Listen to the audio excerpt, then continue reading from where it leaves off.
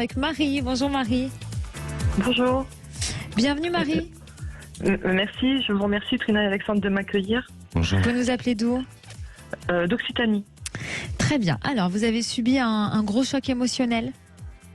Oui, c'est ça. En fait, ma vie est chamboulée depuis plus de 9 ans maintenant. Donc, au commencement, un important choc émotionnel, alors que je déjeune, j'assiste à une scène violente, à proximité d'un individu qui blesse une personne par arme à feu. D'accord.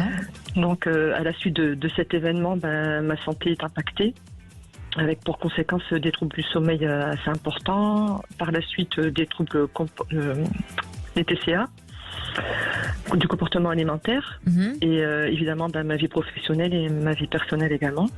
D'accord. Donc à l'époque je bénéficie d'un suivi psy, mais en fait je me sens pas mieux. Je suis là physiquement, mais sans être là en fait c'est compliqué. Et puis le mal dont vous souffrez il est invisible, il est imperceptible. Donc c'est la double peine avec l'incompréhension de l'entourage, du corps médical, des institutions. À l'époque, je travaille dans l'accompagnement de personnes vers l'emploi et la mise en relation avec les entreprises. Oui. Et 1 an et demi plus tard, une nouvelle direction arrive pour effectuer une restructuration qui entraîne donc de l'absentéisme, des départs qu'il faut pallier. Mes missions changent inopinément. Parfois, je l'apprends par des collègues, enfin par des mails. Je commence à plus dormir le dimanche soir, des troubles digestifs qui se manifestent. Et puis la façon de travailler qui ne correspond plus à mes valeurs, je me retrouve en souffrance au travail, je m'isole. Et à ce moment-là, je sais que je dois partir, mais j'ai des projets familiaux qui me tiennent à cœur et que je ne veux pas dire. Je diffère le départ en fait. D'accord. Et parce que je ne veux pas imputer à ma famille les conséquences de quitter le travail. Quels sont ces projets familiaux? C'était l'acquisition d'une maison. D'accord. Donc la nécessité d'un emploi en CDI pour pouvoir obtenir un prêt. Et puis à mon tour, je me retrouve arrêtée pour maladie pendant 2 mois et au moment de reprendre, dans la capacité de reprendre, parce qu'en fait, à ce moment, le burn-out est diagnostiqué. D'accord. Et là, c'est le monde qui s'effondre autour de moi. Enfin, moi d'abord, le monde ensuite. Je n'ai plus de sens à ma vie, en fait. Et puis, c'est comme si on m'avait volé mes meilleures années, les meilleures années de ma vie, les années perdues avec mes enfants. Et aujourd'hui, même si l'envie d'aller mieux est présente à l'esprit, je me sens quand même en décalage avec la société. J'ai plein d'idées qui fusent dans ma tête, mais ça reste diffus. Et quand je me projette en miroir, j'ai la peur, l'anxiété, le manque de confiance, l'hypersensibilité exacerbée, ces problèmes d'organisation, de mémoire, de concentration. Et comment je fais avec toutes ces séquelles pour rebondir, en fait. Vous n'êtes plus suivi actuellement par un thérapeute? Alors, en fait, il y a eu différents thérapeutes. Et depuis 1 an, je vais mieux parce qu'en fait, j'ai été orientée vers des personnes spécialisées. D'accord. Et donc, cette personne, ce médecin a reconnu en fait le lien de ma situation actuelle avec cet événement passé. Oui. Même s'il y a autant de temps, pour moi c'était surprenant, mais en effet, ma situation actuelle, l'état dans lequel je suis aujourd'hui, c'est lié à cet événement. Donc là, je dois commencer une thérapie comportementale, mais il y a eu du délai par rapport au Covid et donc elle n'est pas encore mise en place pour l'instant. Mais vous vous sentez prête à la faire? C'est la question. Il faut que je la fasse, mais la difficulté, c'est que je dois me rendre en ville pour le faire. D'accord. Et pour moi, c'est un frein supplémentaire. D'accord. Bon, alors, votre question, c'est est-ce que vous allez pouvoir vous en sortir et reprendre une activité professionnelle? Voilà. En fait, j'aimerais avoir le ressenti d'Alexandre sur l'évolution de ma situation et si je peux rebondir professionnellement, si je vais y arriver et dans quel domaine, en fait. Oui. D'accord. Vous avez des idées? C'est vrai que j'ai entendu pas mal de témoignages parce que je suis devenue une fan absolue depuis que j'ai découvert votre émission. Oh, c'est gentil. Et au travers des témoignages que j'ai pu entendre, le ressenti d'Alexandre,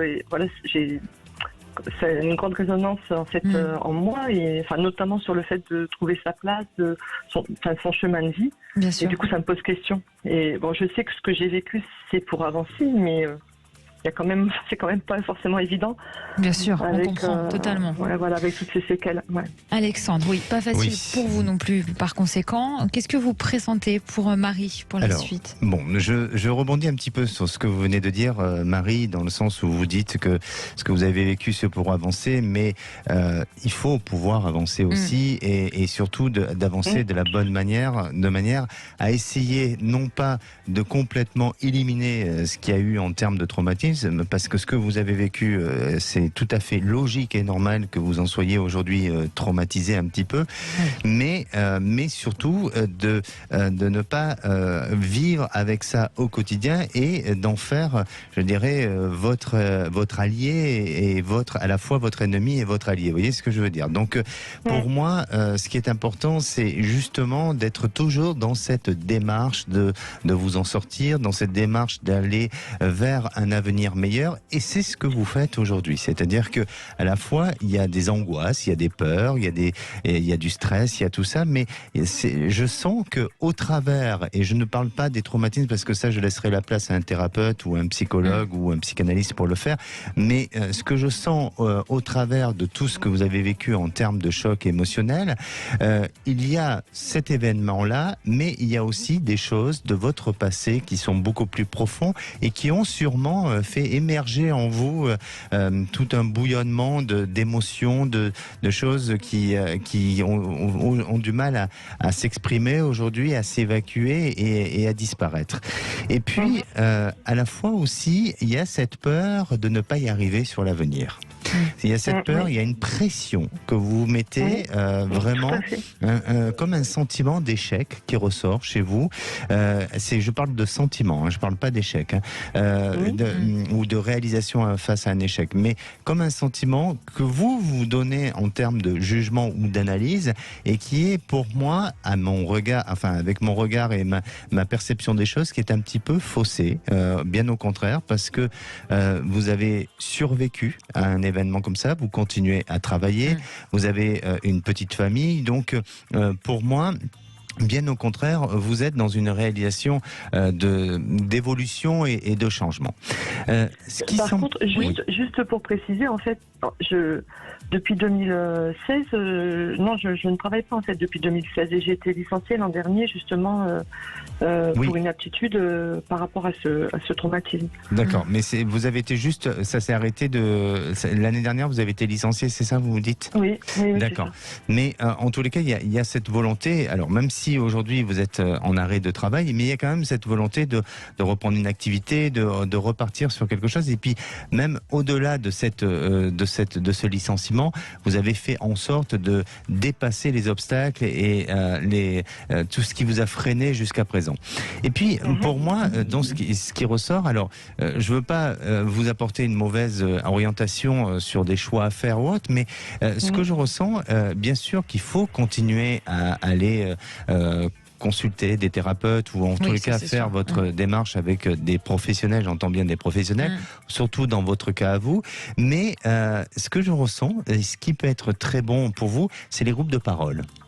Vous avez besoin, je sens que en dehors des séances individuelles, je sens que pour vous, que vous avez besoin peut-être de vous retrouver dans des groupes de parole avec des gens qui ont vécu peut-être des problèmes similaires ou d'autres problèmes, et avec qui il y a un sentiment de pouvoir être comprise, mais aussi de pouvoir ressentir ce que l'autre ressent à votre place, vous voyez.